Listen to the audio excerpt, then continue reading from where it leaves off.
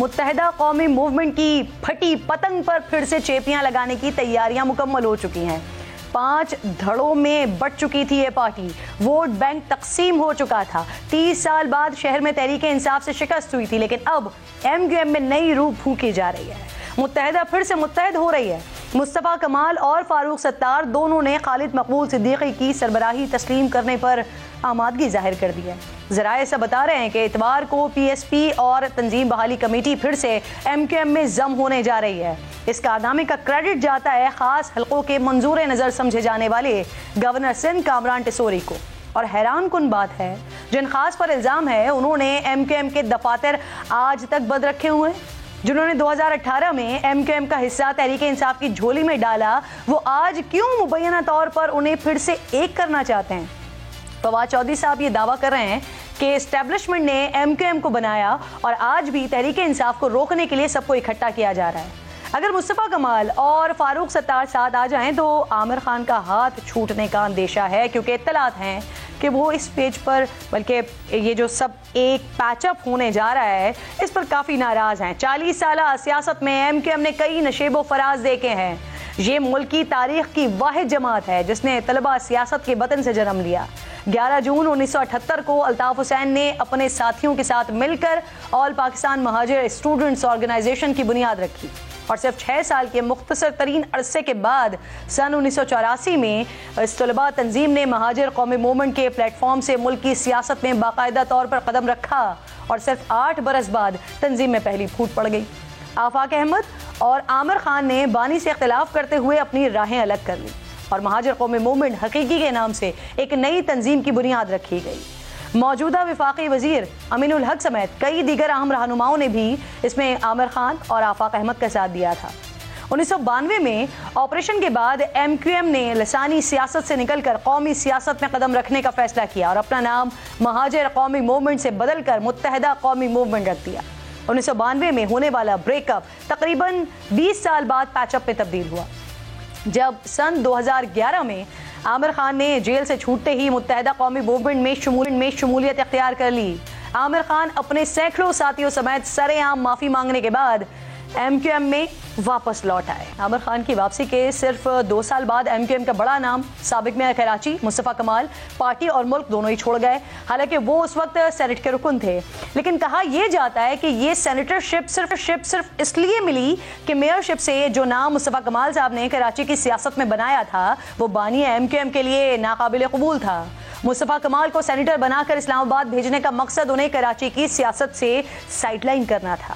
ماضی میں عمران فاروق اور عظیم احمد طارق نے پارٹی میں قد نکالا تو ان کا جو انجام ہوا وہ تاریخ کے اوراق میں لکھا جا چکا ہے۔ مصطفیٰ کمال 3 سالہ خود ساختہ جلا وطنی ختم کر کے وطن واپس لوٹے تو وہ اکیلے نہیں تھے، بلکہ ان کے ساتھ ایم کیو ایم کے اہم رہنما انیس قائم خانی بھی موجود تھے۔ مصطفیٰ کمال اگر عوام میں مقبول تھے تو انیس قائم خانی تنظیم کے اندر بہت اہمیت کے حامل تھے۔ یہی وہ وقت تھا جب ایم کیو ایم دوسری بار ٹوٹی اور دونوں نے پاک سرزمین پارٹی کے نام سے اپنی سیاسی جماعت بنانے کا اعلان کر دیا۔ ایم کیو ایم میں تیسری پھوٹ اسی سال اس وقت پڑی جب بانی ایم کیو ایم نے کراچی پریس کلب پر ریاست مخالف تقریر کر ڈالی۔ اس بار چند رہنماؤں نے نہیں بلکہ پوری کی پوری ایم کیو ایم نے ہی اپنے بانی سے لا تعلقی کا اعلان کر دیا تھا، اور یوں متحدہ قومی موومنٹ پاکستان اور متحدہ قومی موومنٹ لندن سامنے آئے۔ فاروق ستار کو پارٹی کی سربراہی تو مل گئی، لیکن یہ سفر ان کے لیے آسان نہیں تھا۔